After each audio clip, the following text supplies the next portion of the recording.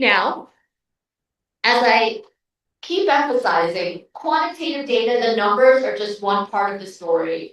What is so compelling and what we need to focus on are the stories of our families and those with lived experience.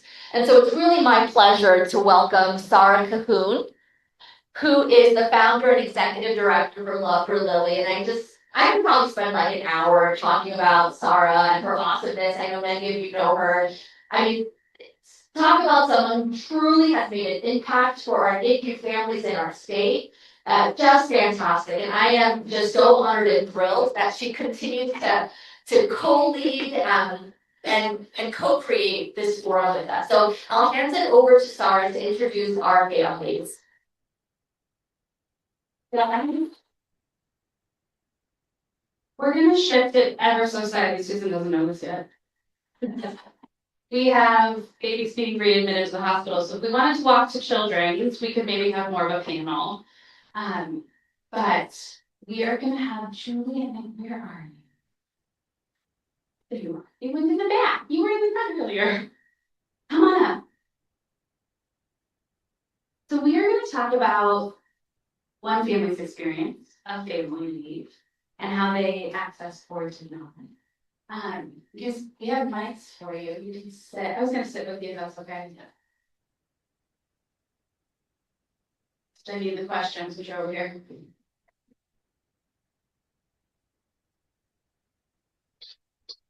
Do we have to use this mic, Susan, for this? Is the Zoom up?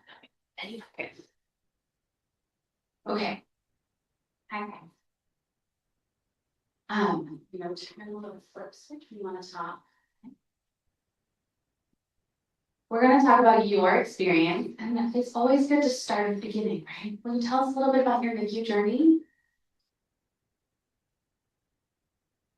Well, sure. So in October 2023, Julie was admitted to the hospital to Children's with our twin girls, Haley and Bjorklund. Haley was experiencing absence of flow, and they wanted to monitor her, and so Julie was there for the month of October. On October 27th, Haley passed away in utero, and October 29th, Haley was born. She was 1.5 pounds, 1 pound 8 ounces, and was sick. She had lung troubles, and she developed a bunch of other things, right, from being 27 weeks. So, and we were in the NICU for 5.5 months with her. There pretty much every day. Julie was there more often than I was, because I didn't have or take leave. So, share it. Yeah, it's interesting. Every time we tell our story, I want to just say thank you to Dr. Wong first, because she found out something we were having trouble with some billing, and it became her mission to make sure that we weren't getting bills a year later for things that were never billed to us when we were living in the hospital, And I'm so grateful for all of you. We talk about this so much, and so I'm like, come on, get it together. But I walk in and I see Jessie, who was one of our primaries, and who took such good care of our daughter. And I see several people that I recognize your faces from being in the halls of Children's over and over again.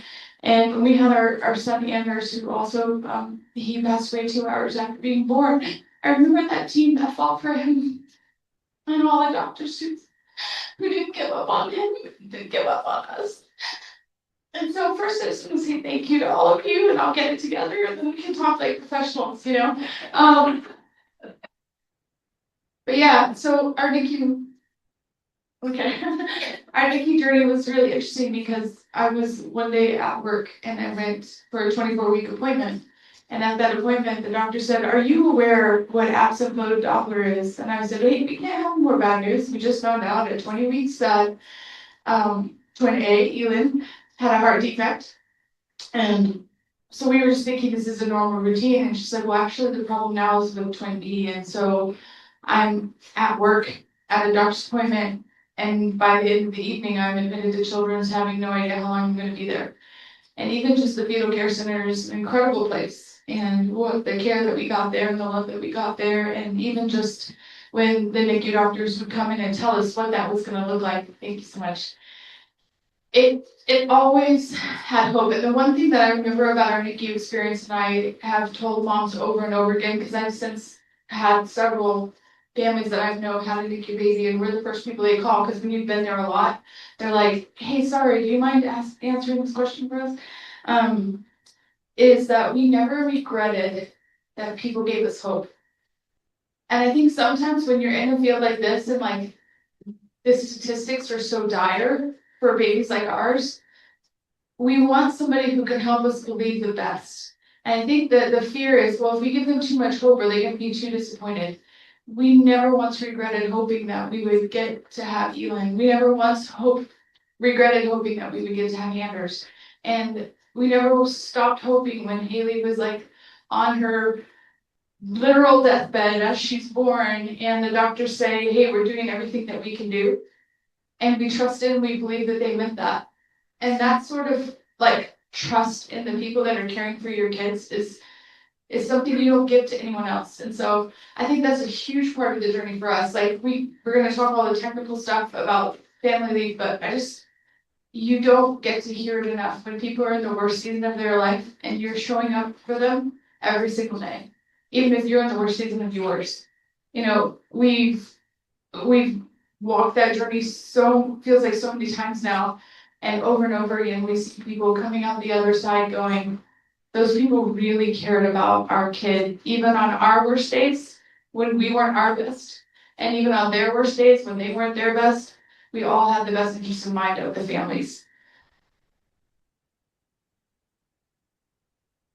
We're gonna move on to talking about leave and access. So you guys know what we're here to do, but Yeah. our first question is really, were you able to access the family leave during your stay or after? Yeah, this is an interesting question because we had Haley on October 29th. And so from October 4th, when I was admitted, to the end of the year is 12 weeks. But it was spanning 2 calendar years that we had a baby in the NICU. So I had planned that in my head because I'm like that, where you have a lot of days and you're like, well, if we make it to December, which is a joke now, and we're like, we really believed we were gonna make it to December before we got here. But if we make it to December, then that's 12 weeks, but then it's a new calendar year, and then I think this new law goes into effect in 2024, which it did.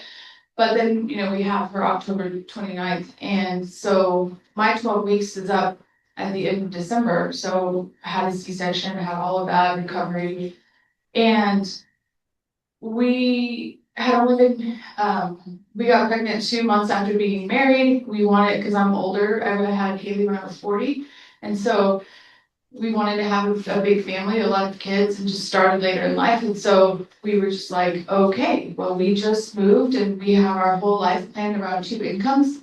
And both of us have good jobs. I had a career at a company in Denver. He is an estate planning attorney. And, I had decent insurance, but a complicated pregnancy with my insurance had cost us about 30 grand at that point. And, so now we're like, we built our lives around both of us working. And, we're both first-gen college students. We both had like pretty rough upbringings and kind of overcame those things to have our lives and be successful. And so we're like, now it's our turn to get to pass this on, right? And so, when December hit, I was like, we have to figure out how to do this. And so, Ronald McDonald House has a 60-mile radius. We were like 54 miles. So there was no way that we could stay close. We couldn't do the overnight thing because we have a dog. We had just moved our neighborhood. We didn't know anybody. And so Castle Rock it's about 40, where we live in Castle Rock, it's about 45 minutes to an hour, depending on traffic. And then we both worked at downtown Denver. And so we call it the triangle. It's like, which triangle are we doing today? So in January, we just did that. Monday, Wednesday, and Friday, I'd go to the NICU in the morning and he'd go to work. And then after lunch and rounds and all of that stuff, I would go to work. And then he would come over after work And we just did that triangle. So we did about 3 hours of driving every day. And my thought in doing that was when she gets to come home from the NICU, I will still have Colorado leave that we can use. But what it ended up meaning is that we missed, we walk into the NICU and one of our nurses, Carly, goes, "Hey, she had her first bath today." I'm like, man, one mom doesn't get to be there for that. And you didn't think those things would mean that much to you until now we're getting to see all these firsts that lots of families had like months and months and months ago. But when she took her first steps, I got to be there and she took off. And like, the NICU, those firsts are so important that I felt like a bad mom while I was trying to preserve what we were doing as a family, because the next 2 years after that, the plan worked essentially. So, but neither of us were good at anything at that point, right? We weren't good at the NICU. We weren't good at our jobs. When we're at our job, we're thinking about the NICU. When we're at the NICU, we're wondering, how are we going to keep our job?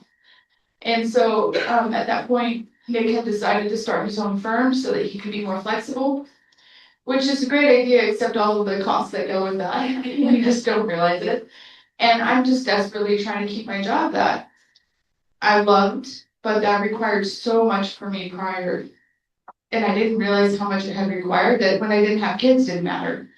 And so it was late April, I guess, when we were going to be discharged, and I'm like, okay, good, I have 12 weeks.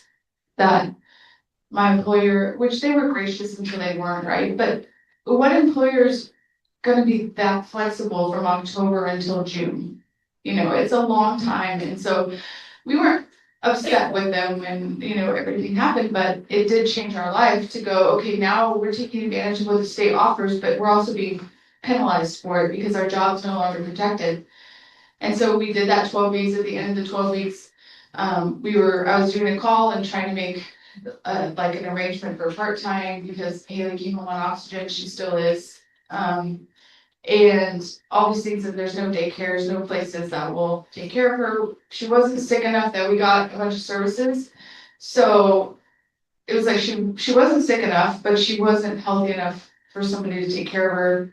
And so we had to like navigate through all of that stuff as well. And it was the week before I was supposed to go back to work, and the HR director was like, "Hey, we're so sorry, your job has been moved." And basically they moved the role that I was in to another city to make themselves feel better about it. But also, I understood the business decision, but like, had the NICU leave been in place that's in place now, it would have been a completely different story, because I wouldn't have been doing half a job, seeming like I wasn't a valuable part of the company because, well, where's Julie? Well, she's not here. And people are gracious when you have this situation, but they also move on really quickly. Of like, hey, we're gonna all be behind you and we're here to support you month 1, month 2, month 3, month 7. It gets to be a lot for people because they're having to carry the burden of you not being there. And so it's like, while we understand that situation, it also was a really challenging thing to navigate. But, I see it as we got to have, be it as it may, good or bad, insurance all the way through me being employed, which we wouldn't have had January 1st come, the new law hadn't gone into effect, and I would have just had to be like, we have nothing that we can use here as leverage or as a plan and foresight for how do we work and how do we take care of our kid and how do we try to do both of those things somewhat decently. Yeah, I think would echo a lot of what Julie said, but just to kind of add my own story around work and leave for that. I took basically the month of October off. As Julie mentioned, I'm an attorney. I was working at a firm, a mid-sized firm. They were very gracious with October, and then November came, and Julie wasn't admitted to the hospital anymore. We had in the NICU, and they were like, "When are you gonna come back full time in the office all the time?" And it became clear as I came back that the path that I had been on towards partnership with the firm was over, at least for the time being, because of that leave, as a show of lack of loyalty, I guess. So, as Julie mentioned, the choice that we ended up having to make to allow at least one of us to be there with Haley, on a regular schedule was, I left. I left the firm, I started my own practice, and basically worked part-time for like 6 months, 5 6 months as Haley was in the NICU, so it's a big challenge.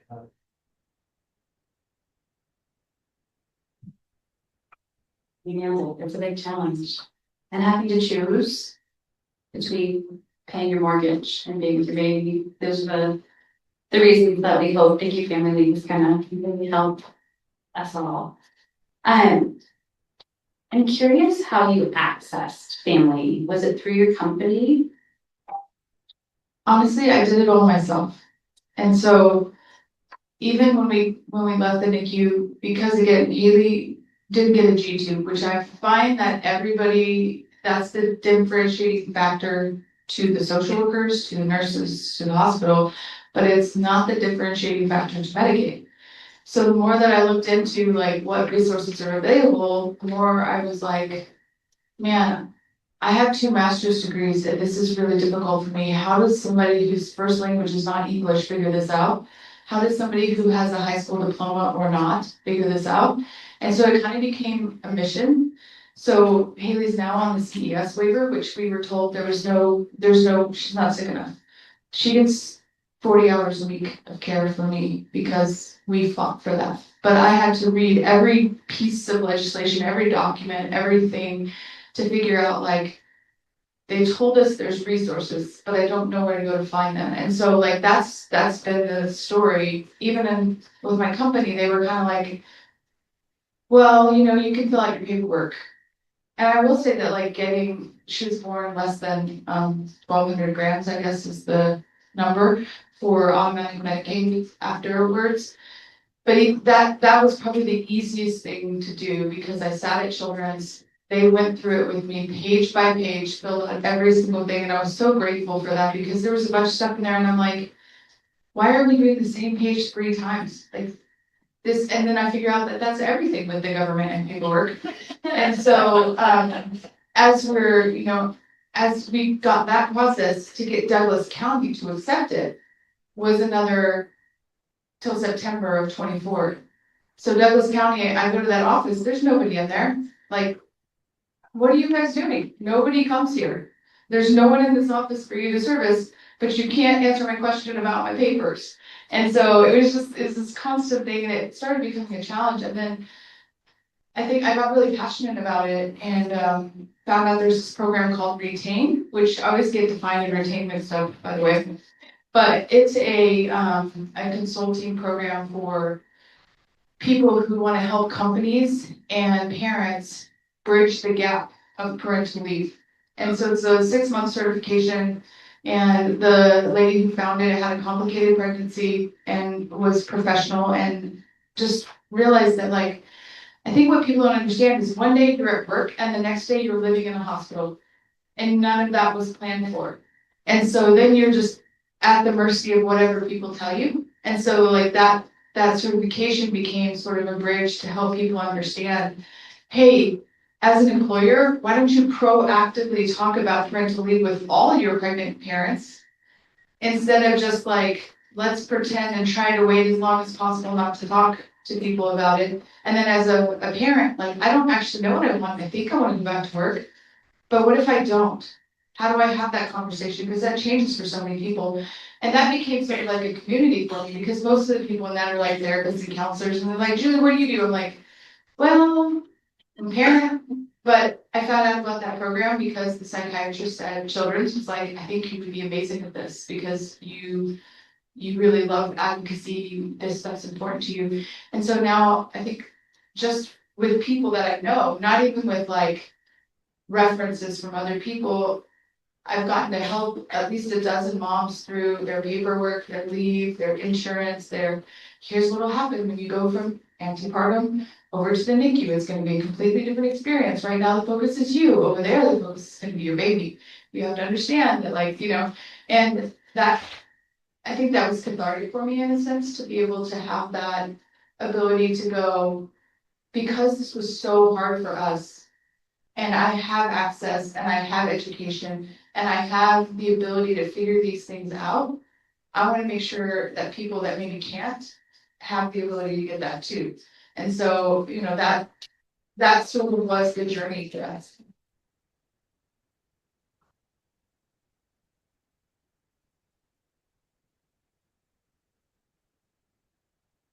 And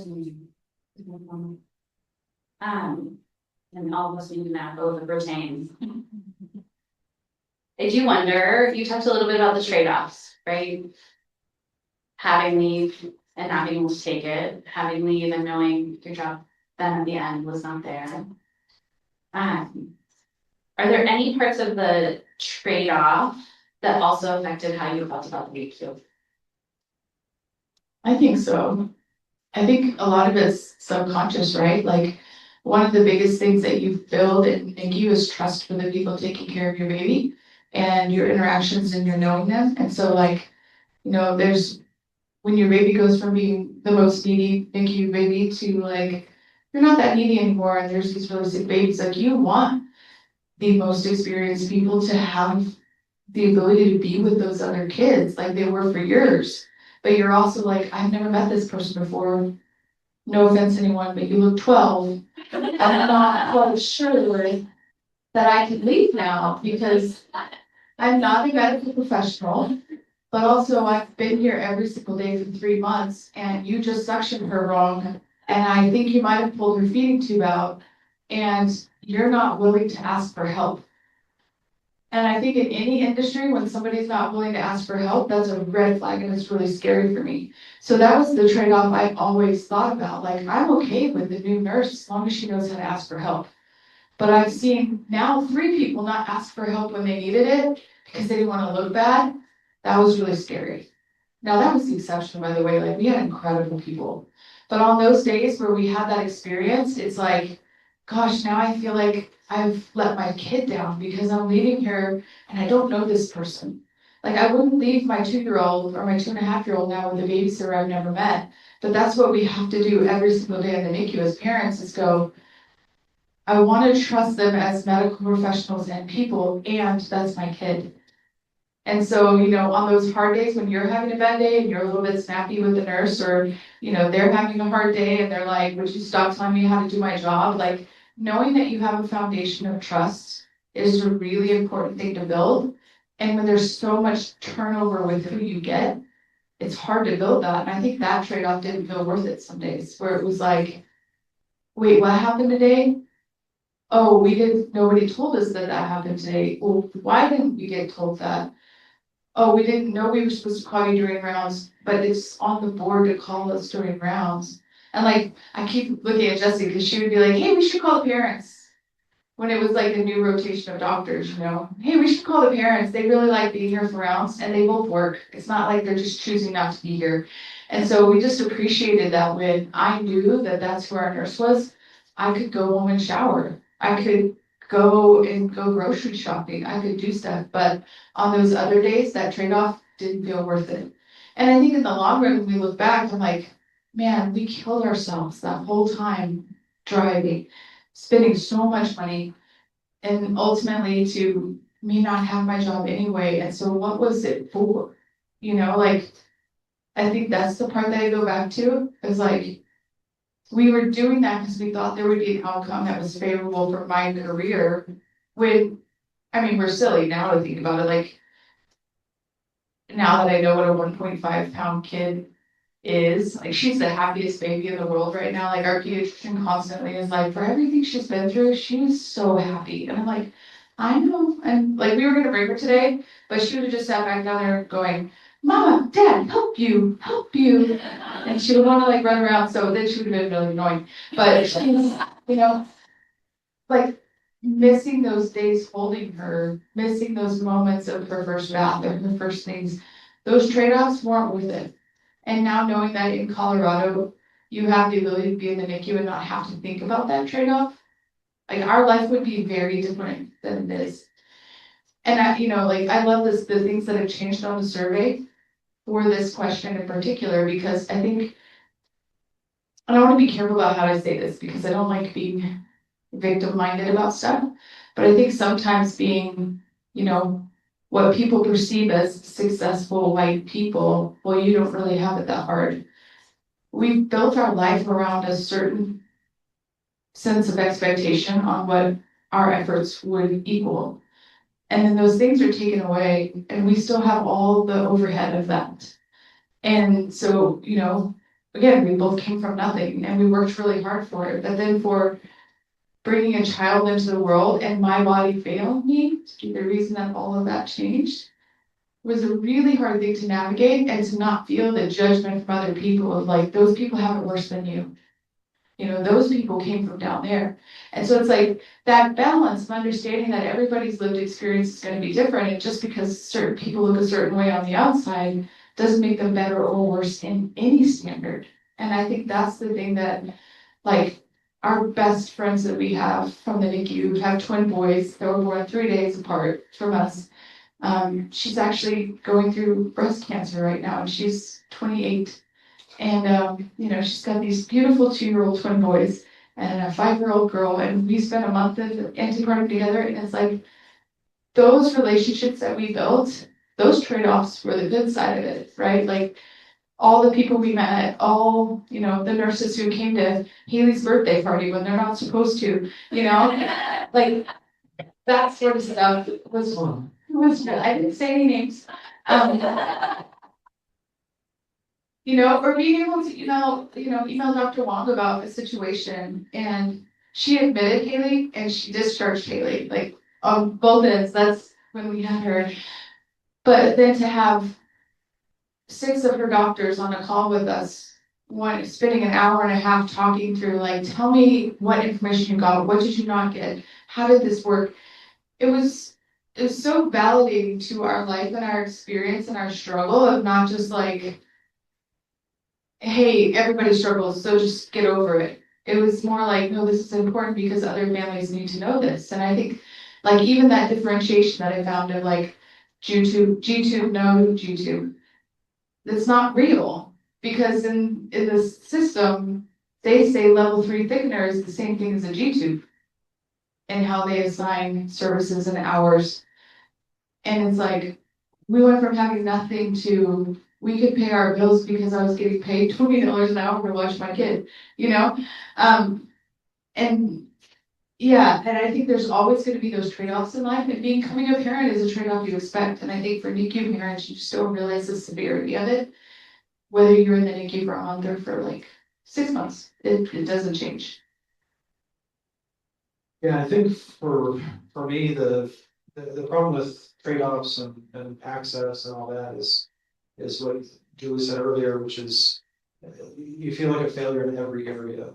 Multitasking is a myth, really. When you split your attention, 4 or 5 ways, your ability to execute on those 4 or 5 things drops dramatically. So, yeah, I mean, my experience in the NICU and not being able to take leave and all that was feeling like I couldn't deliver as a parent, as an employee, as a friend, as a family member, any of those things. Thank you both so much for sharing all the pieces. There's no easy way to tell these stories, is there? There's always new pieces that bubble up. I think we talked a little bit about this, and we only have 6 minutes. I'm giving you a quick heads up there. But going into your NICU experience, you knew family was coming. And so when you were making those plans, did you have the conversation within your family? Were you talking with the medical team? Was there anyone helping advise you around how leave could affect your journey, your job, things of that nature? Not at all. So we I didn't even know that you could be admitted before you had a kid. Didn't even know that was an option. Like, I know that sounds really silly to all of you, but I don't have any family members that work in the medical field. I'm not in the medical field. Like, I didn't realize that. I mean, I guess I thought you could be a couple of days, you know, oh, they're having complications, so they're going in early and then they have a baby. I didn't think you lived at the hospital before you had a kid for a month, you know? So when I'm going to that doctor's appointment, I'm just sitting there listening to her and she's like, you need to go to Children's. And I said, well, why? I'm, well, you have absent flow Doppler. Okay, explain that to me. Well, it goes like this, but now it's going like this. And okay, but what does that actually mean? And so I'm there by myself. I didn't even take Nick to that appointment because I'm like, both of us don't need to go to this appointment. We know Elan's sick. Like, they're not going to tell us anything new. And then all of a sudden it's like that happened. And so it was just a whirlwind from there. And we had no information. Even going to our first MFM appointment was like, hey, whoever they schedule you with is who you get. And we loved the guy we got the first time, but then our next appointment was with a different person. So now this is a doctor I've never met before telling me I need to go to Children's, and me wanting to call somebody that I knew. Like, I wanted to call my OB and go, what the heck do I do right now? But it's 5 p.m. on a Wednesday. Like, and I don't have her number. I can't just call her. And so it was interesting. I mean, fun fact, my OB now has two of the people at their practice are the MFMs at, or not MFMs, are hospitalists at Children's. And so when I got there, I recognized them. And so I was like, oh, that's good. So one of them is the one that admitted me, and she just kind of talked us through what that would look like. But every day was like this new adventure of, wait, we get to go home on Monday, right? Well, not really. And so, like, we had zero understanding of any of the medical stuff and any of the, like, technical family leave stuff. I mean, we both study law, so we understand the law, but we don't understand the practicality of what that looks like played out.